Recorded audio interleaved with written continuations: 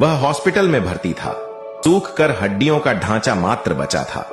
पिछले 1 साल में सारी जमा पूंजी लग चुकी थी, मगर बीमारी थी कि ठीक होने का नाम ही नहीं ले रही थी। वह पत्नी से बोला, मुझे घर ले चल, अब इन सूखी हड्डियों पर पैसे लगाने से कोई फायदा नहीं है। पत्नी बोली, घर बेच दूंगी, मगर जब तक आप ठीक नहीं हो जाते मैं हार नहीं मानूंगी जी। वह भरी आंखों से बोला, घर मत बेचना, सर पर छत नहीं रहेगी तो तुम्हारा और बच्चों का क्या होगा। यह कहानी केशव की है। नौकरी छूट जाने के कारण वह मानसिक तनाव में रहने लगा था। तनाव इतना बढ़ा कि नींद आनी बंद हो गई थी। हर समय सरदर्द रहने लगा था। फिर और बीमारियां भी होने लगी। ब्लड प्रेशर, डायबिटीज और दिल की बीमारी ने भी घर कर लिया था। उसके शरीर पर कोई भी दवा काम नहीं कर रही थी।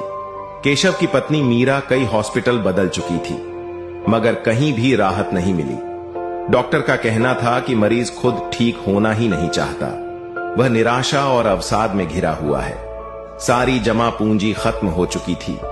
गहने बिक चुके थे। घर में जितना भी महंगा सामान था सब बीमारी की भेंट चढ़ गया था। सारे रिश्तेदारों ने हाथ खड़े कर दिए थे। फोन भी नहीं उठाते थे। करीबी रिश्तेदारों में केशव के भाई थे, मगर उनसे केशव का मनमुटाव चल रहा था, इसलिए उन्हें खबर ही नहीं दी गई थी। शुरू में मीरा के भाई भाभी आते थे, थोड़ा बहुत पैसा भी दिया था, मगर बीमारी लंबी चलने लगी तो उन्होंने भी किनारा कर लिया था। अब वह अकेली संघर्ष कर रही थी। अर्धांगिनी थी वह उसकी। मरने के लिए अकेला कैसे छोड़ देती। उसके पति का गांव में अपने भाइयों से पुश्तैनी जमीन को लेकर झगड़ा हो गया था, इसलिए बोलचाल बंद थी। मीरा चाहती थी एक बार उसके भाइयों को खबर तो करे, मगर केशव ने साफ मना कर दिया था। उसे भाइयों से नफरत थी। एक शाम हॉस्पिटल में केशव बेसुध सा बेड पर पड़ा था। उसकी पत्नी दोनों बच्चों के साथ उसके पास बैठी थी कि अचानक केशव के चारों बड़े भाई आ गए। आते ही भाइयों ने कहा, इतना पराया कर दिया क्या रे?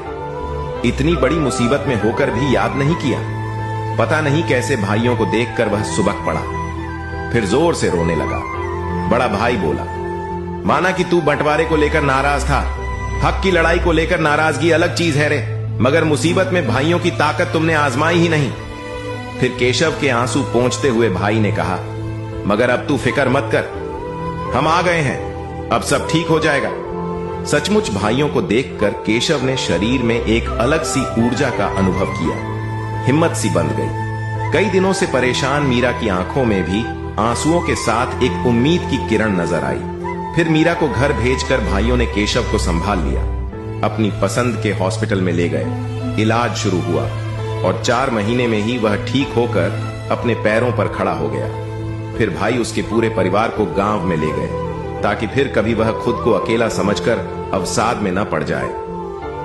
कहानी का मॉरल, भाई तो भाई होता है। जब वह साथ खड़ा होता है तब यमदूत को भी 100 बार सोचना पड़ता है कि इसके भाई के प्राण कैसे ले जाऊं। भाई के बल पर युधिष्ठिर ने महाभारत जीत लिया था, श्री राम ने लंका। इसलिए भाइयों से जुड़े रहें। जब और कोई काम नहीं आता तब भाई ही काम आता है।